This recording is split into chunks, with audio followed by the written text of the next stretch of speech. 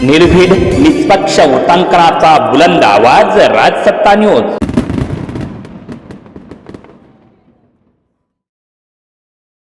भारत माता की भारत माता की वंदे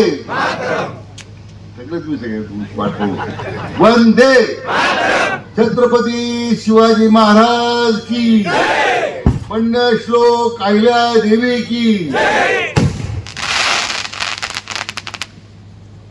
आपल्या सर्वांचं आराध्य दैवत छत्रपती शिवाजी महाराजांच्या पावन स्मृतीला मी प्रथमतः अभिवादन करतो।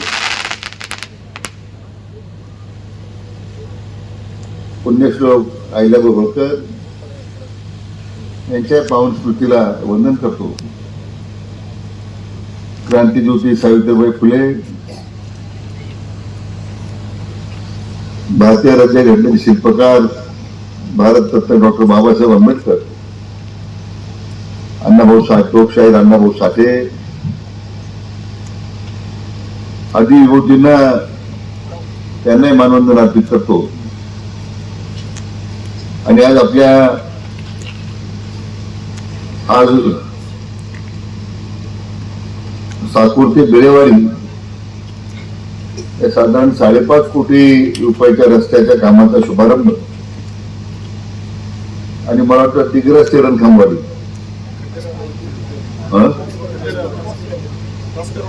तासकरवाडी ते खंडेरायवाडी ही साधारण 7.5 कोटीच्या रस्त्याच्या कामाचा शुभारंभ आपण करतोय। आणि त्याचबरोबर आपले जे सबस्टेशन आहे त्या सबस्टेशनचं साकूर सबस्टेशनची क्षमता ही 5 मेगावॉट पासून 5 MVA पासून 10 MVAच्या पर्यंतची वाढ होते आणि मानवी उपकेंद्रामध्ये अतिरिक्त 5 MVAचा ट्रान्सफॉर्मर या ठिकाणी आज बसतोय। अशा विविध उपक्रमांचा हा शुभारंभ होतोय।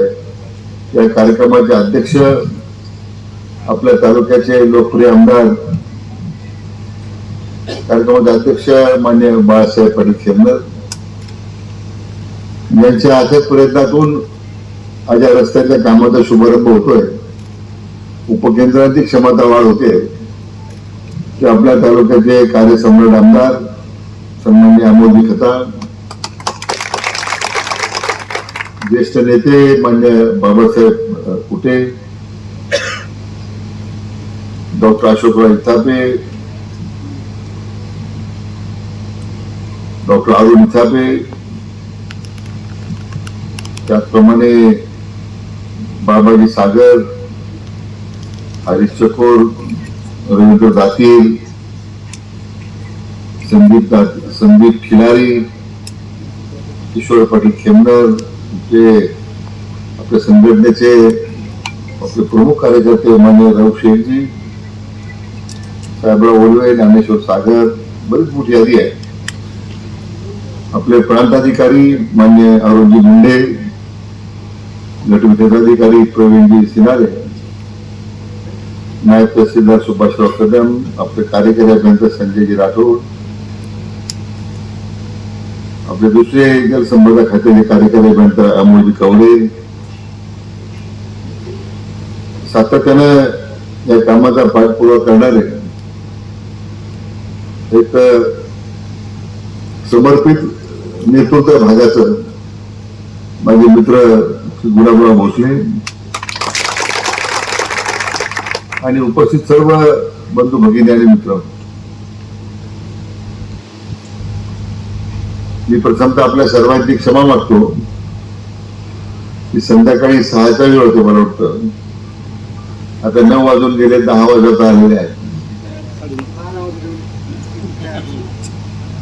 आज दिवसभर सकाळी 10 पासून पारनेर तालुक्यात दौरा सुरू होता।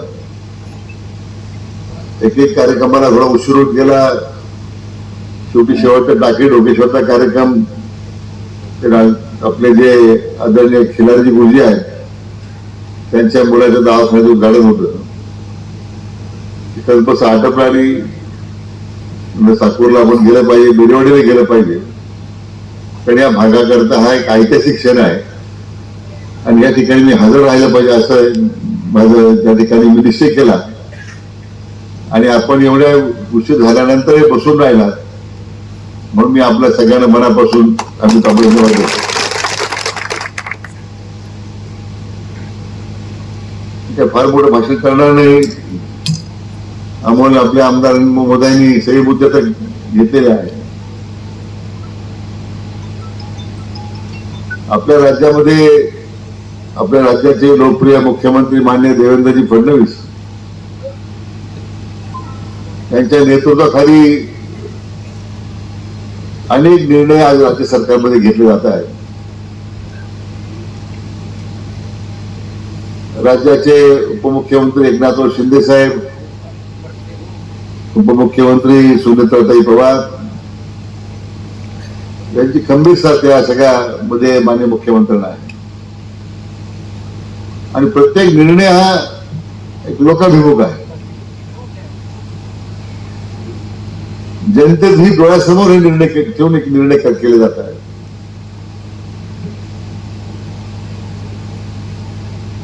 एकही निर्णय मागच्या सरकारनं महायुती सरकारनं घेतलेला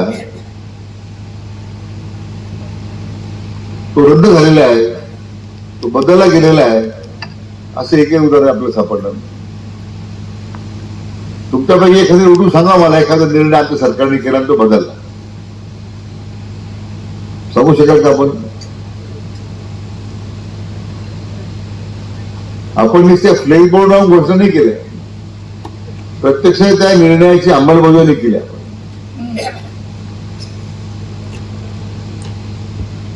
आणि सगळ्या निर्णयाच्या पाठीमागे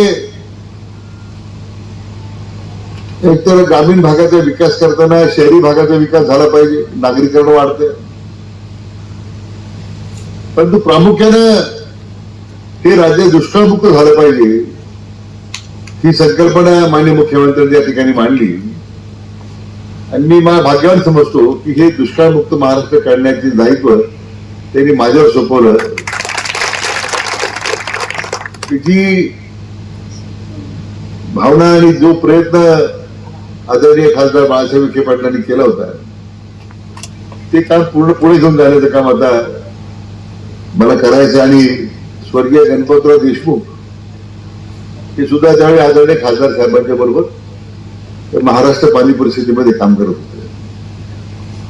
हे दोन्ही ज्येष्ठ नेते यांनी राज्याच्या दुष्काळमुक्त करण्यासाठी फार मोठं काम केलं. आणि तोच आराखडा आज आमच्या सरकारला योजना तयार करण्यामध्ये त्याची फार मोठी मदत होते. कारण पाण्याच्या शिवाय दुसरं पर्याय नाही आहे. रस्ते होतील, स्ट्रीट लाईट होतील, हायमॅक्स लागतील, पाणी येणार आहे का? 35 वर्ष गेले, 40 वर्षाच्या निळवंडाचं पाणी लोक पाहत. महाराष्ट्राच्या तत्कालीन माजी मुख्यमंत्र्यांना ज्यांना आपण जाणते राजे समजतो त्यांनी 4 वेळा भूमिपूजन केले निळवंडे.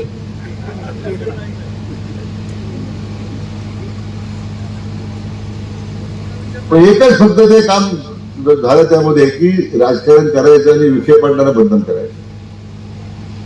पण माझं काही पुण्य संत होतं आमच्या वडिलांचा, तुमच्या सगळ्या जनतेचा पुण्य आशीर्वाद होता की त्या धरणाचं उद्घाटन करणं. आदरणीय प्रधानमंत्री नरेंद्र मोदीजी आले आणि त्यांच्या माध्यमातून या सगळ्या दुष्काळी भागाला पाणी देण्याचं पुण्य मला मिळालं. मी स्वतः अतिशय मला धन्यवाद भाग्यवान समजतो. पण हे करताना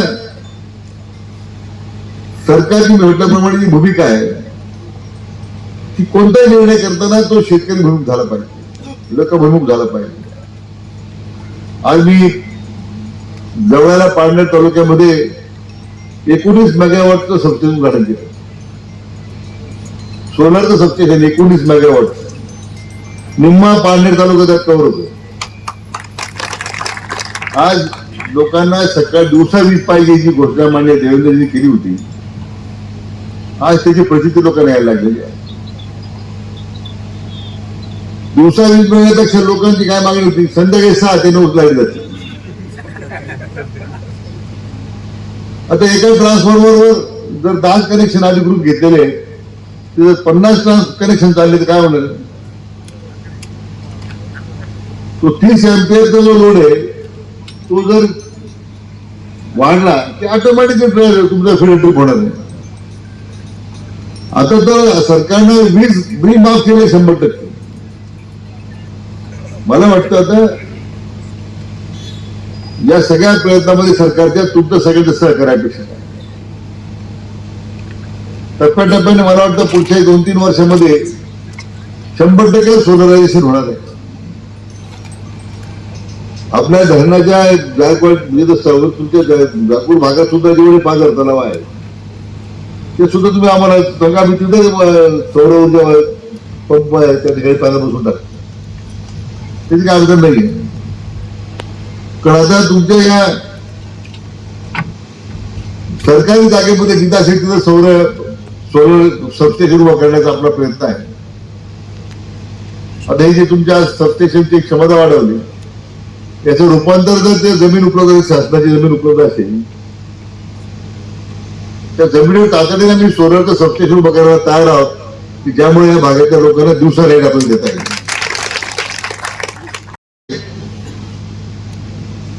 जनतेला कशा पद्धतीने आपल्याला त्यांचं जीवन चांगल्या पद्धतीने आपल्याला त्याला करता आलं पाहिजे, देता आलं पाहिजे, हा प्रयत्न राज्य सरकारचा आहे. आणि म्हणून मी सुरुवातीला सांगत होतो की ज्या ज्या योजना आपण सुरू केल्या इतक्या योजना सुरू झाल्या की लोकांना पहिल्या योजनेचा विसर पडतो. की आमच्या लाडक्या बहिणी बसलेल्या आहेत. लाडक्या बहिणी योजना सुरू झाली हेच काँग्रेसवाले सांगत होते की योजना इलेक्शन नंतर बंद होईल. माझ्या लाडक्या बहिणीने विचारायचं योजना सुरू की बंद आहे, हात वर करून हटवले की बंद आहे. अनेक पैसे घाबरू नका, तुम्ही पैसे म्हणून काढणार नाही सांगा तुम्ही. आहे पैसे तुमचा संबंध काही. जर तुमचे पैसे तुमचे घरचे लोक काढून घेत असतील तर मला फोन करा. मुद्दा मी सांगत होतो की आज लाडक्या बहिणी योजनेचे पैसे आले. अजूनही आदरणीय मोदी साहेबांची 80% धान्याची मोफत धान्य योजना सुरू आहे. आयुष्यमान भारतामध्ये प्रत्येकाला 5 लाखाचे कार्ड मिळाले ते नाही मिळाले, ती योजना सुरू आहे.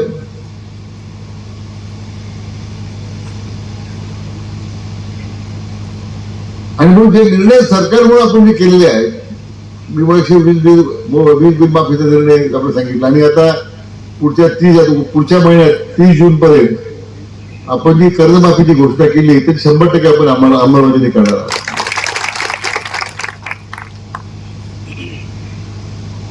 आणि म्हणून मित्रांनो मला एवढंच आपल्याला सांगायचं की या सगळ्या राजकीय प्रवाहामध्ये काय लोकांनी पुढे आश्वासन दिले, काय आपल्याला सांगितलंय. आता तुम्हाला एक उमदा आमदार दिलेला आहे, एक लोकनेता दिलेला आहे. जुनं गाणं आहे, तुम्हारे हवाले वतन साथी लो आमचे आता दिले आहे अमोल भाऊच्या ताब्यात दिलेलं आहे सगळं. मला आनंद आहे की ज्या पद्धतीने अमोलजी काम करताय या तालुक्यामध्ये परिवर्तन झाल्याशिवाय राहणार नाही असा मला विश्वास आहे. आणि म्हणून मी या ठिकाणी जास्त वेळ घेणार नाही. आपल्या 2-3 ज्या मागण्या होत्या त्यामध्ये विशेष करून मी मागच्या वेळी येऊन गेलो आपल्याकडे आणि त्यावेळी मी तुम्हाला कबूल केलं होतं आपण साकूरचा जो केटीवर आहे त्याला बॅरेजमध्ये रूपांतर करण्याचा निर्णय आता आम्ही घेतलेला आहे. त्याला मान्यता दिलेली आहे. केटीवर रूपांतर बॅरेजमध्ये होईल. साधारण त्याला 30 कोटी रुपये खर्च आहे. जांबूच्या केटीवर आपण त्याला रूपांतर करतोय त्याला 30 कोटी रुपये खर्च आहे. त्याला आम्ही मान्यता देऊन टाकलेली आहे. आणि साकूरची जी उपसिंचन योजना आहे तुमच्या गावाची साकूर उपसिंचन योजना पठार भागाच्या करता त्याचं सर्वेक्षण काम पूर्ण झालंय. त्याला 100 कोटी रुपये खर्च आहे. ते पुढच्या 3 महिन्याच्या कामाला मी सुरुवात करतो. कामाला सुरुवात करतो. त्यामुळे भाषण नाही आहे. आज एवढी रस्ते कामाला 5 कोटीचे 7-7.5 कोटीचे आपण कधी ऐकले होते का?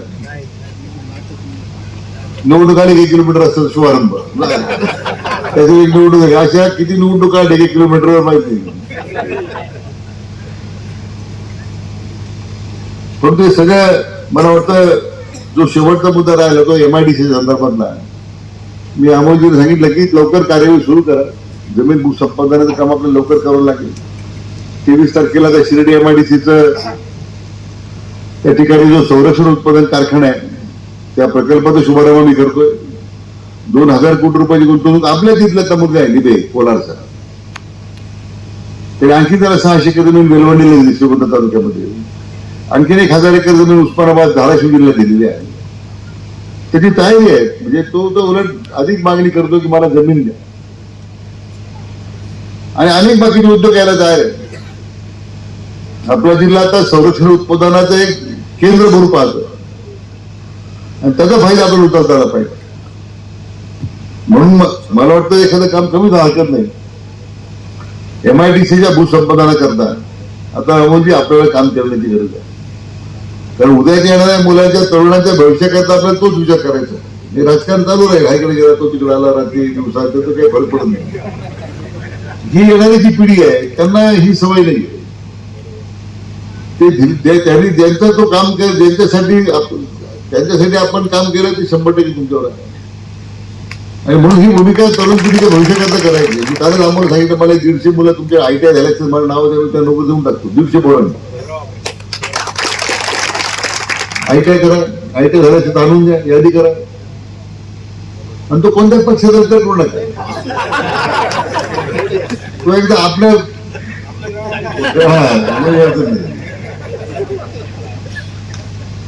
तिकडे तो 5,000 रुपयाला कॅन धुरायला परिस्थिती. त्यापेक्षा आपल्याला तो जरा सन्मानाचं जेवण देऊन आपण त्याला कोणी फरशी पोचायला जातं कोणी कॅन धुवायला जातं. परंतु दुर्दैवाने किती वर्ष आपण लोकांची फसवणूक केली. लोकांचं शोषण झालं. आता त्यांना नवीन उभारी द्यायची गरज आहे. नवीन MIDCच्या माध्यमातून ते करू. पण तोपर्यंत अजूनही काही प्रकल्प शिर्डीमध्ये सुरू होत आहेत. जो आपली MIDC सुरू होते तो पण तिकडे आपण त्यांना रोजगार देऊ. नाही तर लोक चाकांना जातातच. शिंदे MIDC जातात चाकांना जातात. मग शिर्डी जायला तर काय आपली याचा तर तुमची MIDC करायची नाही असं नाही आहे. आपण ती सुद्धा करू. MIDC बाबतीमध्ये अमोलजी अतिशय गंभीर आहे. मला वाटतं पुढच्या एखाद्या महिन्यामध्ये कामाला सुरुवात करावं लागेल. भूसंपादनाची कार्यवाही सुरू करावं लागेल. मला माहिती आहे किती जमीन आहे किती काय